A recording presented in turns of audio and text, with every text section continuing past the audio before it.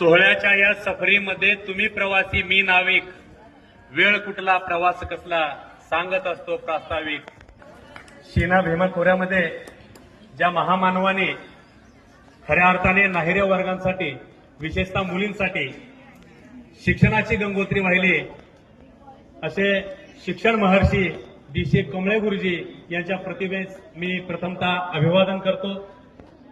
त्यानंतर क्रांतिज्योती सावित्रीबाई फुले ज्यांनी महिलांच्या शिक्षणासाठी आपले संपूर्ण आयुष्य वेचले अशा या महान विभूतीस मी या ठिकाणी नतमस्तक होतो। आणि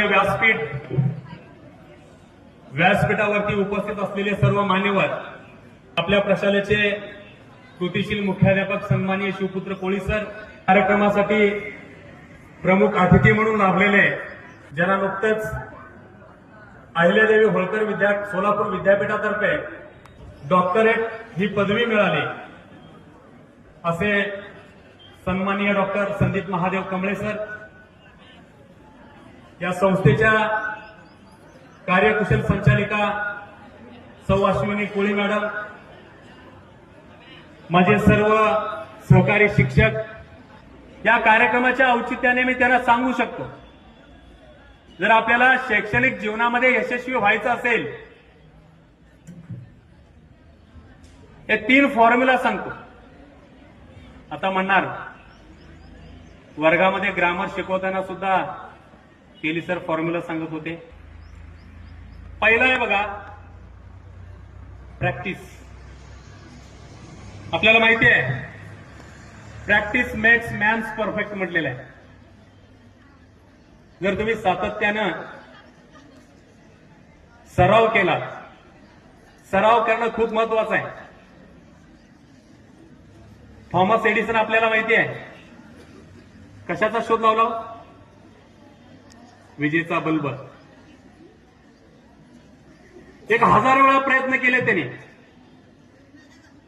1000 वेळा प्रयत्न करून सुद्धा त्यांना अपयश मिळालेलं होतं, तरी सुद्धा 1001 वेळा जेव्हा प्रयत्न केले त्यांना यश मिळालं। म्हणून आपण कायम सराव करत राहायचं। आणि दुसरा फॉर्म्युला आहे कन्सिस्टन्सी।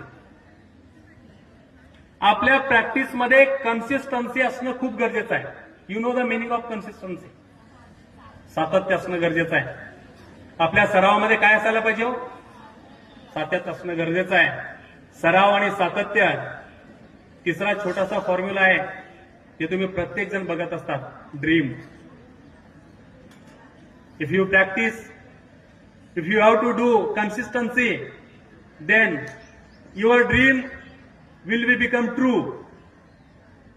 जर सराव केलात, सातत्य ठेवलात, तर तुमचं स्वप्न 100% पूर्ण होणार आहे। या तिन्ही गोष्टीचा, या तिन्ही फॉर्म्युलाचा जर तुम्ही आपल्या आयुष्यामध्ये अवलोकन केलात तर 100% या ठिकाणी मी सांगू शकतो तुम्ही तुमच्या जीवनामध्ये यशस्वी झाल्याशिवाय राहणार।